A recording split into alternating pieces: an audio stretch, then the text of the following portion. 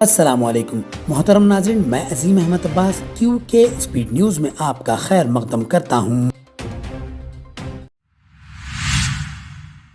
New York میں ایک بار پھر امریکہ نے غزہ میں فوری اور غیر مشروط جنگ بندی کی قرارداد کو ویٹو کر دیا۔ اقوام متحدہ کی سلامتی کونسل کے 14 ارکان نے اس قرارداد کی حمایت کی، جس میں یرغمالیوں کی رہائی اور فلسطینیوں پر امدادی پابندیاں ہٹانے کا مطالبہ کیا گیا تھا۔ فرانس کے صدر ایمینوئل میکرون نے کہا ہے کہ فلسطینی ریاست کو باضابطہ تسلیم کرنے سے انتہا پسند گروہ حماس الگ تھلگ رہے گا، اور ساتھ ہی انہوں نے غزہ پر جاری اسرائیلی حملوں کی بھی سخت مذمت کی ہے۔ سوڈان کے شہر الفاشر میں نماز کے دوران ایک مسجد پر ڈرون حملے میں 43 شہری جاں بحق ہو گئے۔ مقامی ذرائع کے مطابق یہ حملہ نیم فوجی فورس ریپڈ سپورٹ فورس نے کیا، جس میں بچے اور بزرگ بھی شامل ہے۔ انسانی حقوق کے گروپس نے اسے بے گناہ شہریوں کے خلاف سنگین جرم قرار دیا ہے۔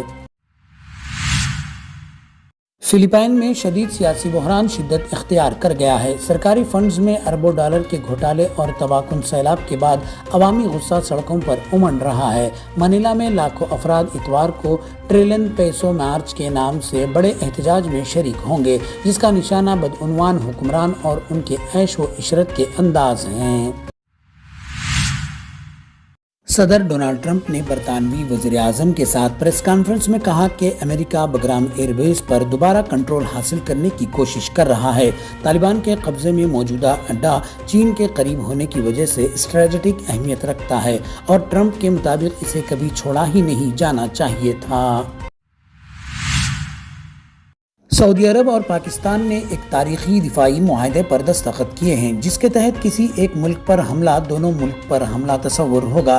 ریاض میں ہونے والے اس معاہدے نے خطے کے اسٹریٹجک صورتحال کو بدل ڈالا ہے، اور ماہرین کے مطابق یہ اقدام اسرائیل کے حالیہ فضائی حملے کے پس منظر میں ایک نئی طاقتور حقیقت کو جنم دے رہا ہے۔ سپریم کورٹ نے دہلی فسادات کے سازش کے ملزم عمر خالد، شرزیل امام اور گلفشاں فاطمہ کی ضمانت درخواست پر سماعت ایک بار پھر مؤخر کر دی ہے۔ اب یہ معاملہ 22 ستمبر کو سنا جائے گا۔ دہلی ہائی کورٹ نے پہلے ہی ان سبھی ملزمان کی ضمانت مسترد کر دی تھی۔ ممبئی کے بانڈرا کرلا کمپلیکس میں ایپل اسٹور کے باہر نئے آئی فون 17 کی خریداری کے دوران ہنگامہ برپا ہو گیا۔ قطار میں گھسنے کی کوشش پر خریدار آپس میں الجھ پڑے، مار پیٹ ہوئی اور سیکیورٹی عملے کو مداخلت کرنی پڑی۔ دہلی اور بنگلورو میں بھی نئے آئی فون کے لیے لمبی قطاریں دیکھی گئی ہیں۔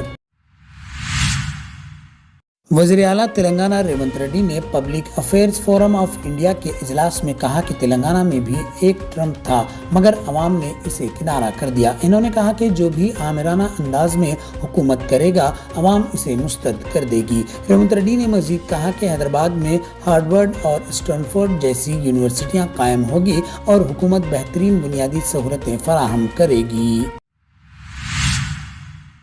وشاکھاپٹنم میں H P C L refinery کے RUF سائٹ پر جہاں توسیع کا کام جاری تھا، اچانک پائپ پھٹنے کے بعد گیس خارج ہوئی اور آگ لگنے کی اطلاع ملی۔ دھواں دیکھتے ہی مزدور گھبرا کر باہر کی طرف دوڑ پڑے۔ حکام صورتحال پر قابو پانے کی کوشش کر رہے ہیں۔ کریم نگر میں ایک کار تیز رفتار حادثے کا شکار ہو گئی، جب ڈرائیور نے کنٹرول کھو دیا اور گاڑی ڈرائیور کو پھلانگتے ہوئے مخالف سمت کی ریلنگ سے ٹکرا گئی۔